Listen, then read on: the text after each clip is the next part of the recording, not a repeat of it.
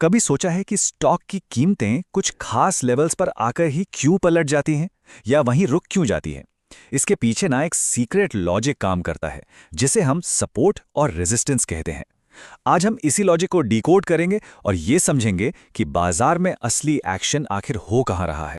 तो असल सवाल यही है, कीमतें कहीं भी क्यों नहीं रुकती, कुछ खास पॉइंट्स पर ही क्यों रिएक्ट करती हैं। इस पहेली का जवाब ही है सपोर्ट और रेजिस्टेंस एनालिसिस, जो हर ट्रेडर के लिए समझना बहुत ही जरूरी है। आज हम सबसे पहले बाजार के इसी सीक्रेट लॉजिक को समझेंगे, फिर सपोर्ट और रेजिस्टेंस के कॉन्सेप्ट को बिल्कुल आसान भाषा में जानेंगे, चार्ट पर इन्हें बनाने का सही तरीका सीखेंगे और हाँ, आखिर में एक ऐसी प्रो टिप भी देखेंगे जो ट्रेडिंग एक्यूरेसी को कई गुना बढ़ा सकती है। तो चलिए शुरू करते हैं पहले सेक्शन से, मार्केट का सीक्रेट लॉजिक। देखिए, कई लोग बाजार को एक जुआ समझते हैं, लेकिन ऐसा बिल्कुल नहीं है। इसके पीछे एक लॉजिक है और सपोर्ट रेजिस्टेंस वो मैप है, वो नक्शा है जो हमें इस लॉजिक को समझने और बाजार में सही रास्ता खोजने में मदद करता है। जरा सोच कर देखिए, बिना इन लेवल्स के ट्रेडिंग करना मतलब अंधेरे में तीर चलाने जैसा है। कैसे पता चलेगा कि कहाँ खरीदना है, कहाँ बेचना है और सबसे जरूरी अपने नुकसान को कहाँ रोकना है, यानी स्टॉप लॉस कहाँ लगाना है। यही लेवल्स हैं जो एक अंदाजे को एक सोची समझी स्ट्रैटेजी में बदल देते हैं। सेक्शन 2, सपोर्ट बनाम रेजिस्टेंस। अच्छा, इसे समझने का सबसे आसान तरीका है एक कमरे की कल्पना करना। सपोर्ट उस कमरे का फर्श है जो कीमत को और नीचे गिरने से रोकता है, और रेजिस्टेंस वो छत है जो उसे ऊपर जाने से रोकती है।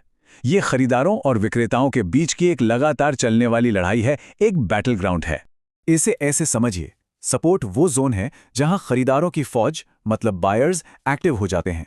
उन्हें लगता है कि कीमत अब बहुत अच्छी मिल रही है और उनकी डिमांड कीमत को गिरने से रोक लेती है। इसके ठीक उलट रेजिस्टेंस पर विक्रेताओं का यानी सेलर्स का दबदबा होता है, जो सप्लाई बढ़ाकर कीमत को और ऊपर जाने से रोक देते हैं। चलिए सपोर्ट को और गहराई से समझते हैं। सपोर्ट एक सेफ्टी नेट की तरह है जो कीमत को बचाता है। मान लीजिए निफ्टी बार बार 22,350 के लेवल पर आकर ऊपर चला जाता है, तो 22,350 एक मजबूत सपोर्ट बन जाता है। क्यों? क्योंकि यहां खरीदार सोचते हैं कि कीमत अब खरीदने के लिए बिल्कुल सही है। और रेजिस्टेंस वो दीवार है जिसे तोड़ना मुश्किल होता है।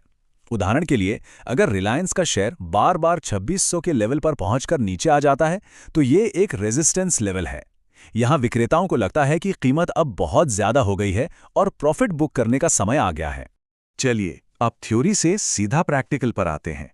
असल में चार्ट पर इन लेवल्स को कैसे ढूंढा और बनाया जाता है। देखिए, ये स्किल बहुत जरूरी है, क्योंकि एक सही लेवल ही एक सफल ट्रेड की नींव रखता है। सबसे पहले आते हैं स्टैटिक लेवल्स। जैसा कि नाम से ही पता चलता है, ये फिक्स्ड होते हैं, ये बदलते नहीं हैं। ये वो हॉरिजॉन्टल लाइनें हैं जो पहले से तय हैं, जैसे किसी स्टॉप का पिछला हाई या लो, या फिर 1000 या 2000 जैसे साइकोलॉजिकल राउंड नंबर्स। दूसरे होते हैं डायनामिक लेवल्स। ये स्टैटिक से बिल्कुल उल्टे हैं। ये कीमत के साथ साथ चलते हैं और एडजस्ट होते रहते हैं। मूविंग एवरेज और ट्रेंड लाइन इसके सबसे अच्छे उदाहरण हैं।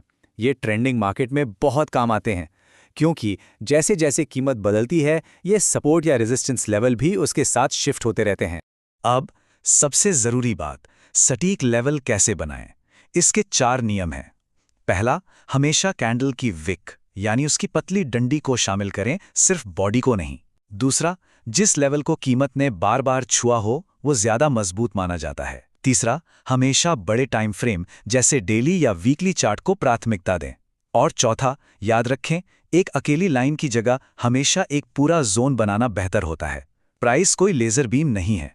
तो अब जब हम लेवल बनाना जानते हैं, सवाल यह है कि इन पर ट्रेड कैसे करें, और इससे भी ज्यादा जरूरी ये जानना है कि वो कौन सी आम गलतियां हैं जिनसे हमें हर हाल में बचना चाहिए।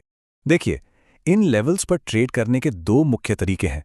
पहला है रिवर्सल, जहां हम उम्मीद करते हैं कि कीमत सपोर्ट से टकराकर ऊपर जाएगी या रेजिस्टेंस से टकराकर नीचे आएगी। दूसरा है ब्रेकआउट, जहां हम कीमत के लेवल को तोड़ने का इंतजार करते हैं। लेकिन यहां एक बहुत जरूरी बात है, हमेशा एक रीटेस्ट का इंतजार करें, यानी कीमत ब्रेकआउट के बाद वापस उस लेवल को छूने आए और फिर अपना ट्रेड लें। और हां, इन आम गलतियों से जरूर बचें। पहला, सिर्फ एक टच को मजबूत लेवल ना माने। दूसरा, सिर्फ इंडिकेटर्स पर नहीं, प्राइस एक्शन पर ध्यान दें, मतलब कीमत खुद क्या कहानी कह रही है। तीसरा, अलग अलग टाइम फ्रेम के लेवल्स को लेकर कंफ्यूज ना हो। और सबसे ज़रूरी, अपना स्टॉप लॉस ठीक लेवल पर कभी ना रखें। हमेशा थोड़ा सा बफर दें ताकि आप फेक आउट से बच सकें। अब हम आते हैं अपने अंतिम और शायद सबसे शक्तिशाली कॉन्सेप्ट पर। ये एक प्रो टिप है जो ट्रेडिंग परिणामों में वाकई बहुत बड़ा सुधार ला सकती है और बाजार में एक बढ़त दिला सकती है।